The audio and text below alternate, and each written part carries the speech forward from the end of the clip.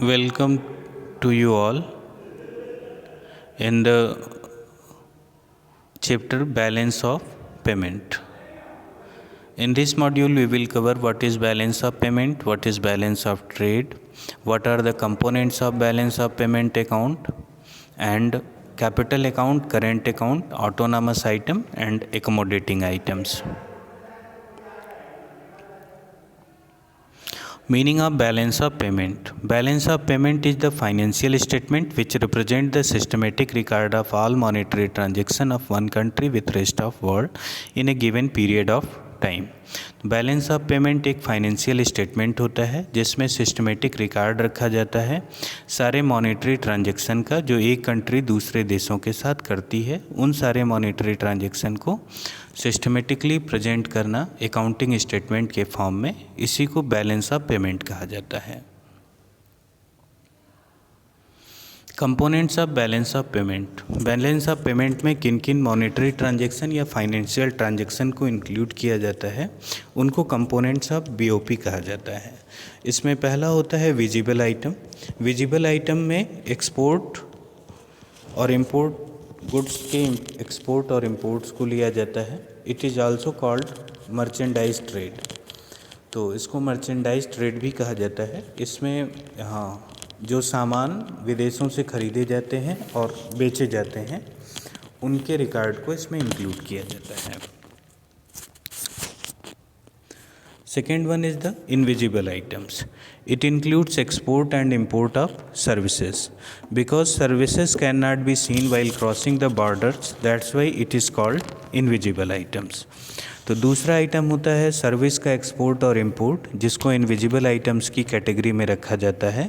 कितनी सर्विसेज हमने विदेशों को बेची है और कितनी सर्विसेज हमने विदेशों से खरीदी है. सर्विसेज को इनविजिबल इस वजह से कहा जाता है क्योंकि सर्विसेज जब ट्रांसफ़र होती हैं एक कंट्री से दूसरी कंट्री तो इसको नहीं देखा जा सकता. नेक्स्ट है unilateral transfer.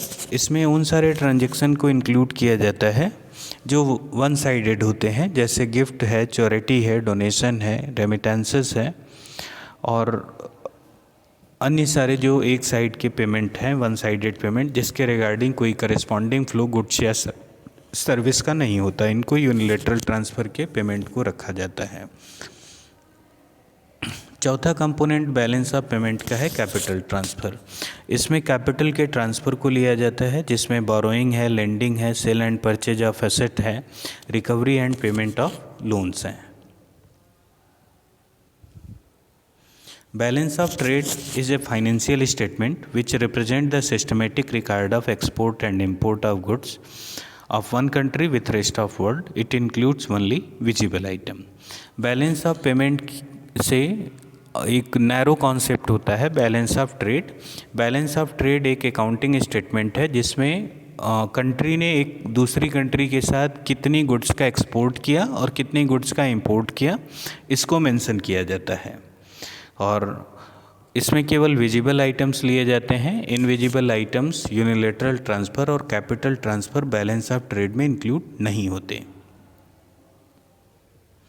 Balance of trade is just part of BOP account. Balance of trade जो है एक पार्ट है बीओपी अकाउंट का, छोटा सा कंपोनेंट है.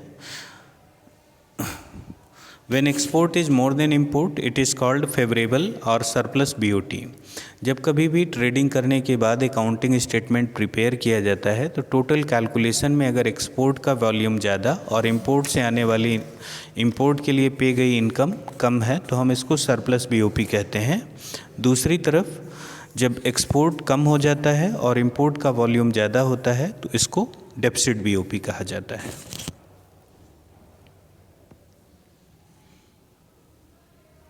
Components of BOP. BOP account को दो पार्ट में बांटा जाता है, एक करेंट अकाउंट और दूसरा होता है capital account. Current account includes all those transaction related to trade of goods, service and unilateral transfer.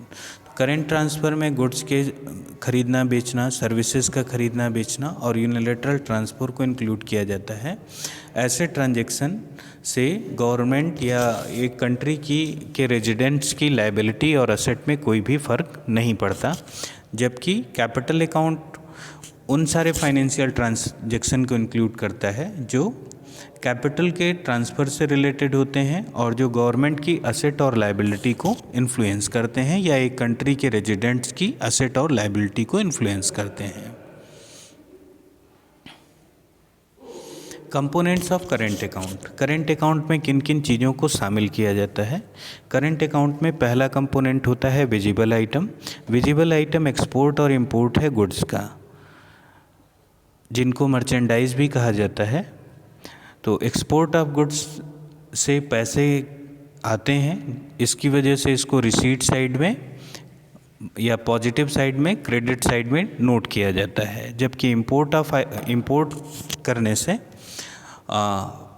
पैसे का फॉरेन करेंसी विदेशों में जाती है, जिसके कारण इसको पेमेंट साइड में नोट किया जाता है। डेबिट साइड या नेगेटिव साइड में इसको इंक्लूड करते हैं। दूसरा होता है इनविजिबल आइटम्स। इनविजिबल आइटम्स में एक्सपोर्ट और इंपोर्ट सर्विसेज का लिया जाता है। अगर कंट्री सर्विस को एक्सपोर्ट कर रही है तो उसको पॉजिटिव साइड में रिसीट में नोट कर, एक्सपोर्ट कर रही है तो पॉजिटिव साइड में, क्रेडिट साइड में नोट किया जाएगा रिसीट में। अगर सर्विस का इंपोर्ट किया जा रहा है तो नेगेटिव या डेबिट साइड में पेमेंट में नोट किया जाएगा इसको। ट्रांसफ़र पेमेंट, यूनिलैटरल ट्रांसफ़र को इंक्लूड किया जाता है, जिसमें गिफ्ट, ग्रांट, चैरिटी, डोनेशन है। अगर ये विदेशों से आ रहे हैं, मिल रहा है हमको, तो रिसीट साइड में पॉजिटिव या क्रेडिट साइड में नोट किया जाएगा। जबकि अगर हमने विदेशों को गिफ्ट, ग्रांट, चैरिटी, डोनेशन दिया है या कोई फॉरेन का वर्कर इंडिया से रेमिटेंसेस अपनी होम कंट्री में भेज रहा है, तो इसको नेगेटिव साइड या पेमेंट में इंक्लूड किया जाता है, डेबिट साइड में शो करते हैं।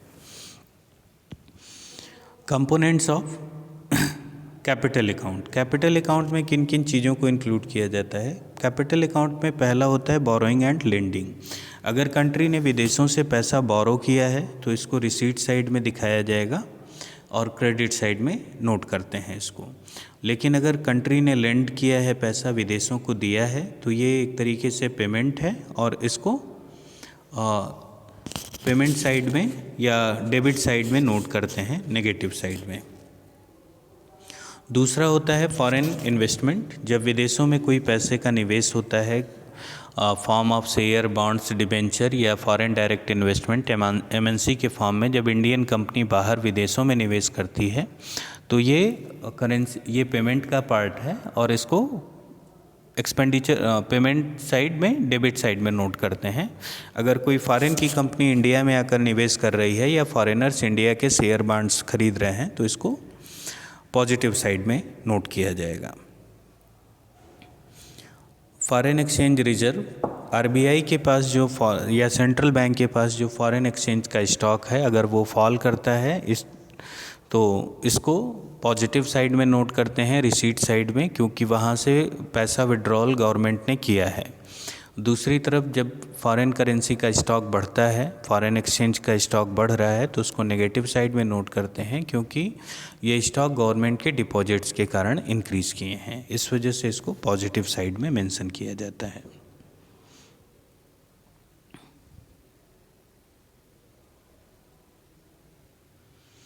Autonomous and accommodating items. तो बीओपी अकाउंट के जितने भी आइटम्स हैं उनको दो पार्ट में डिवाइड किया जाता है, एक ऑटोनॉमस और दूसरा एकमोडेटिंग item.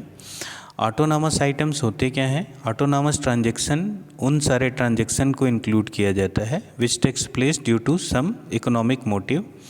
These transaction are independent from countries BOP situation. These are also called above the line items. These transaction lies in current account and capital account both. Autonomous transaction उन transaction को कहा जाता है जो profit motive से या economic motive से किए जाते हैं। सामान के खरीदने, लेन देन से रिलेटेड जो आइटम्स हैं, सर्विसेज के खरीदने और बेचने से रिलेटेड जो आइटम हैं, इनको ऑटोनॉमस आइटम्स कहा जाता है। ये कंट्री की बीओपी चाहे प्रॉफिट में हो या चाहे लॉस में हो, सरप्लस हो या डेफिसिट हो, इन ट्रांजैक्शन को उससे कोई फ़र्क नहीं पड़ता। इनको एबव द लाइन आइटम भी कहा जाता है और इन आइटम की posting current account, capital account दोनों में होती है और इस ट्रांजैक्शन को गवर्नमेंट भी कर सकती है और प्राइवेट सेक्टर भी कर सकता है। Accommodating items includes those transactions which takes place to correct the BOP situation of the country. These transactions are dependent on the country's BOP situation. These are also called below the line items, and these transaction lies in the capital account only.